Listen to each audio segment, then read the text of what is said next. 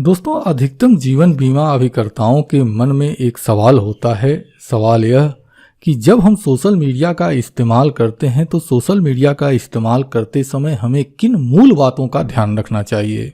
यह बहुत ही महत्वपूर्ण है यदि आप अपने बीमा व्यवसाय को सोशल मीडिया के जरिए बढ़ाना चाहते हैं। तो यदि आप इन चीज़ों का ध्यान नहीं रखते हैं तो निश्चित रूप से इसका प्रभाव आपके जीवन पर पड़ सकता है और आपके बीमा व्यवसाय पर भी पड़ सकता है। तो मैं आपसे यही कहूँगा कि आप इस पूरी वीडियो को ध्यान से देखिएगा और इसमें बताई गई जो बातें हैं, जब भी आप सोशल मीडिया का उपयोग करते हैं और यदि आप इन बातों को ध्यान में रखकर अपने सोशल मीडिया का इस्तेमाल करते हैं तो निश्चित रूप से आप सुरक्षित भी रहेंगे और आपको आपके बीमा के व्यवसाय में बड़ा लाभ होगा। तो चलिए आपके विशेष समय को नष्ट न करते हुए हम अपनी बातों को शुरू करते हैं। यदि आप सोशल मीडिया का इस्तेमाल अपने बीमा व्यवसाय को बेहतर बनाने के लिए कर रहे हैं तो आपको सर्वप्रथम यह ध्यान रखना होगा कि आप अपनी बीमा कंपनी के नियमों को बिल्कुल नज़रअंदाज न करें। अब इससे क्या मतलब है? देखिए, मैंने कई बीमा अभिकर्ताओं के सोशल मीडिया अकाउंट को देखा हुआ है। जब आप अपने सोशल मीडिया अकाउंट पर कोई पॉलिसी की जानकारी या अपने बीमा कंपनी के किसी उत्पाद की जानकारी जब देते हैं तो आप अपने उस सोशल मीडिया के पोस्ट में आप अपने कंपनी के लोगो का इस्तेमाल करते हैं। नियमतः जब तक आप अपने कंपनी से इस तरह के कार्य के लिए कंपनी के लोगो का उपयोग करने का परमिशन नहीं लेते हैं तब तक आप यह नहीं कर सकते हैं। यह गैर कानूनी है।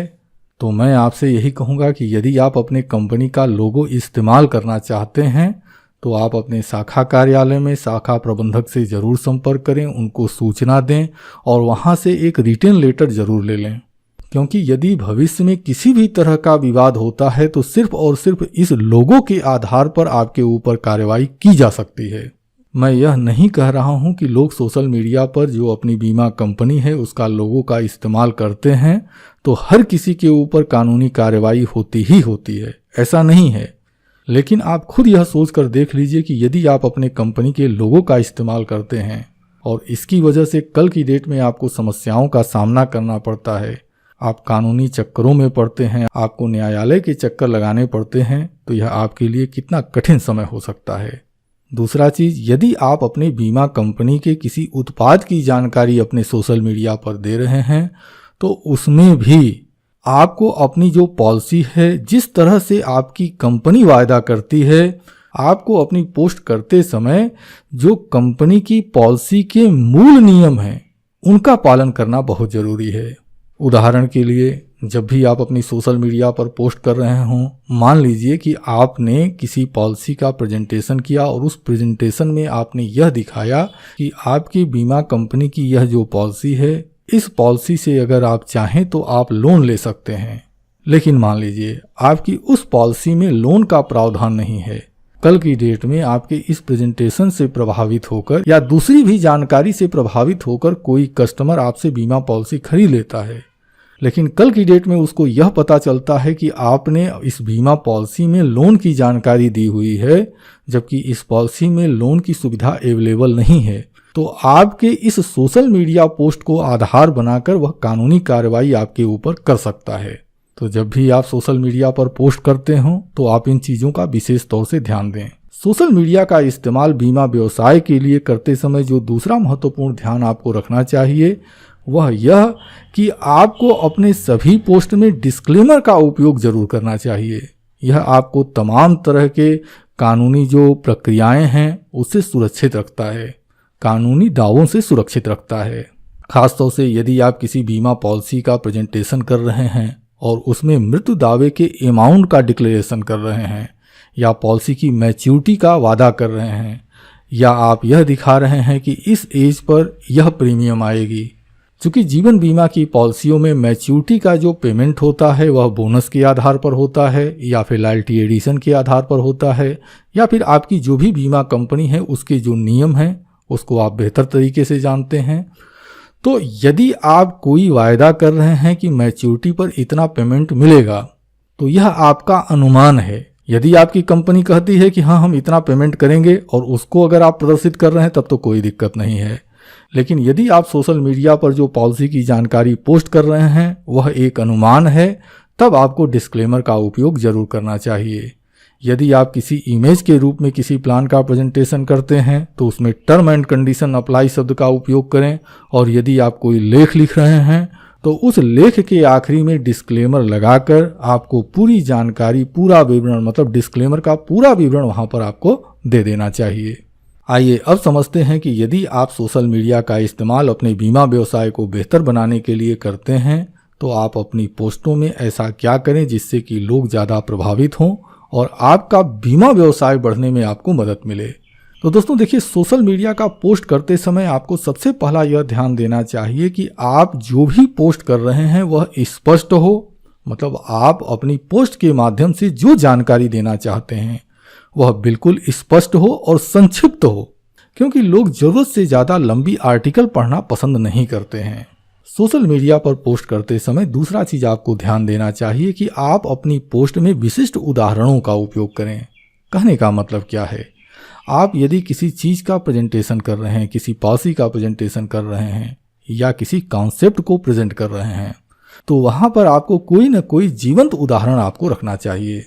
यदि आप ऐसा कोई जीवंत उदाहरण रखते हैं जिसकी जानकारी की मैंने अपनी पिछली वीडियो में कई बार दी हुई है, तो यदि आप ऐसा कोई उदाहरण रखते हैं तो यह आपके जो सोशल मीडिया के दोस्त हैं उनको काफ़ी प्रभावित करता है। वह अपने आप को उस उदाहरण में जो सामग्री आप दे रहे हैं उससे वो रिलेट कर पाते हैं, जिसके जरिए कि आप जो कहना चाहते हैं वह बड़े ही आसानी से अपने सोशल मीडिया दोस्तों तक पहुंचा सकते हैं। इसके बाद जब भी आप सोशल मीडिया पर पोस्ट करते हैं तो आपकी पोस्ट आकर्षक और दिलचस्प होनी चाहिए।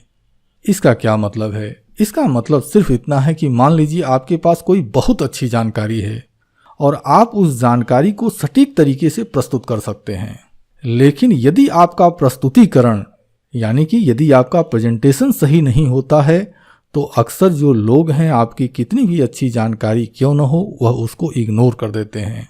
तो आपको यह ध्यान रखना चाहिए कि जब भी आप सोशल मीडिया के ऊपर पोस्ट कर रहे हों और अपने बीमा व्यवसाय को बेहतर बनाने के लिए पोस्ट कर रहे हों तो पोस्ट करने से पहले आपको अपनी पोस्ट को 2 से 3 बार जरूर पढ़ना चाहिए। आपको अपनी उस पोस्ट के अंदर उस पोस्ट के अनुकूल जो इमेज हैं या इन्फोग्राफिक्स है, वीडियो है, इन चीज़ों को अगर आप अपनी पोस्ट में इस्तेमाल करते हैं, उसकी हेडिंग को आकर्षक बनाते हैं तो इसकी वजह से आपकी पोस्ट को लोग पसंद करेंगे, उसको ध्यान से पढ़ेंगे और इसका लाभ आपको होगा। इसके बाद जब भी आप कभी कोई सोशल मीडिया पोस्ट करते हैं तो उसको लेबल जरूर करें। लेबल करने का क्या मतलब है? देखिए, अगर आप कोई जानकारी पोस्ट करते हैं तो इसका मतलब यह है कि आप यह चाहते हैं कि वह जानकारी जो योग्य लोग हैं उन तक पहुंचे। जैसे मान लीजिए कि आपने बिटिया की शादी के लिए कोई प्लानिंग किया तो आपकी यह इच्छा जरूर होगी कि आपकी वह जो पोस्ट है ऐसे लोगों तक पहुंचे जिनके घर में छोटी बच्ची हैं। तो इसके लिए आप क्या कर सकते हैं? तो इसके लिए आप उचित कीवर्ड का उपयोग कर सकते हैं, हैशटैग का उपयोग कर सकते हैं। जो आप टाइटल लिखते हैं उस टाइटल में आप जो कीवर्ड्स होते हैं उन कीवर्ड्स का इस्तेमाल कर सकते हैं। अब देखिए, इसका मतलब क्या है?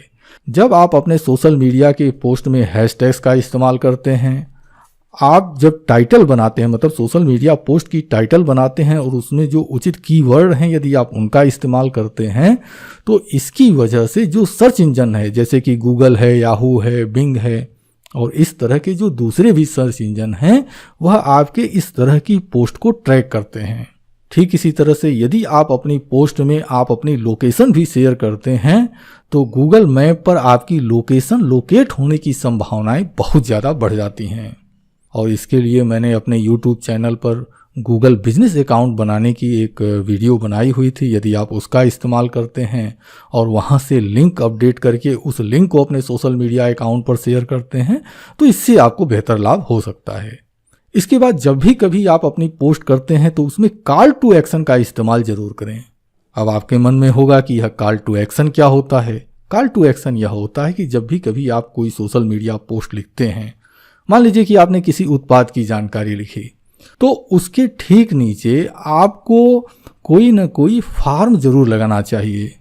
सपोज दैट कि कोई व्यक्ति है और वह आपकी पोस्ट को रात के 12 बजे पढ़ रहा है, रात के 1 बजे पढ़ रहा है या दिन में पढ़ रहा है या ऑफिस में पढ़ रहा है और वह ऐसी सिचुएशन में है कि आपका जो नंबर दिया हुआ है उस नंबर पर वह कॉल नहीं कर सकता या आपको व्हाट्सएप मैसेज नहीं कर सकता। लेकिन यदि आपने फॉर्म का लिंक लगाया हुआ है तो वह फॉर्म पर आसानी से जाकर उस फॉर्म को भर सकता है, जिससे कि उसका डेटा आपके पास पहुंच जाएगा और आप आसानी से उससे संपर्क करके जो भी आपका बीमा उत्पाद है आप उसकी जानकारी उसको दे सकते हैं। ठीक इसी तरह से आप अपना मोबाइल नंबर, आपकी ईमेल आईडी, आपका व्हाट्सएप नंबर, आपका टेलीग्राम नंबर, ये सारी की सारी जानकारी आपको अपने उस सोशल मीडिया पोस्ट में जरूर शामिल करनी चाहिए। तो यह तो हो गई कि आपसे संपर्क करने की जो जानकारी है उसको आपने अपने सोशल मीडिया पोस्ट में शामिल किया। लेकिन सिर्फ इससे काम नहीं चलेगा। जब आपकी पोस्ट समाप्त होती है या आपने अपनी पोस्ट में जो जानकारी देना चाहा था उस जानकारी को जब आप दे चुके होते हैं तो संक्षेप में आपको यह, जो आपके सोशल मीडिया दोस्त हैं उनसे आपको यह कहना चाहिए कि यदि आप इस पॉलिसी के विषय में जानकारी चाहते हैं या इसके विषय में विस्तृत विवरण चाहते हैं तो आप नीचे दिए हुए संपर्क सूत्रों से आप हमसे संपर्क कर सकते हैं। हमें आपकी सहायता करने में खुशी होगी। मतलब कुछ न कुछ आप अपने जो व्यूअर्स हैं आप उनसे यह कहें कि वह इस तरह का एक्शन करें। इसी को कहा जाता है कॉल टू एक्शन करना। तो ऐसा ज़रूर आप अपने सोशल मीडिया पोस्ट में शामिल करें। और यदि आप इन चीज़ों को अपने सोशल मीडिया पोस्ट में शामिल करते हैं तो निश्चित रूप से इसका लाभ आपको मिलता है। कॉल टू एक्शन में यह भी किया जा सकता है कि आप जो सोशल मीडिया पोस्ट है आप अपने जो सोशल मीडिया के दोस्त हैं आप उनसे यह कह सकते हैं कि आपकी इस सोशल मीडिया पोस्ट को वह अपने सोशल मीडिया अकाउंट पर शेयर करें। तो यदि आप इन चीज़ों का ध्यान रखते हैं तो निश्चित रूप से आप कानूनी कार्रवाई से भी बचे रहेंगे, आप अपना बीमा व्यवसाय भी बेहतर कर पाएंगे। तो दोस्तों, मैं उम्मीद करता हूं कि इस वीडियो में जो मैंने जानकारी आपको दी है यह जानकारी आपके लिए उपयोगी रही होगी। तो यदि इस वीडियो में दी गई जानकारी आपको अच्छी लगी हो तो इस वीडियो के नीचे जो लाइक की बटन बनी है उस पर ज़रूर क्लिक कर दें। और यदि आप हमसे कुछ कहना चाहते हो तो वीडियो के कमेंट सेक्शन में आप अपनी बात लिखकर हम तक पहुंचा सकते हैं। और यदि आप जीवन बीमा अभिकर्ता हैं और आप इसी तरह की नवीनतम वीडियो को पाना चाहते हैं जिससे कि आपका बीमा व्यवसाय बेहतर हो सके तो फिर मैं आपसे यही कहूँगा कि आप हमारे चैनल रितेश LIC एडवाइज़र को ज़रूर सब्सक्राइब कर लें। और यदि आपने पहले ही हमारे चैनल को सब्सक्राइब कर लिया है तो आपको दिल से बहुत बहुत धन्यवाद। अब इसी के साथ मैं अपनी इस वीडियो को समाप्त करता हूँ। आपने अपना कीमती समय हमें दिया, इसके लिए मैं आपका दिल से आभारी हूँ। धन्यवाद। Thank you very much.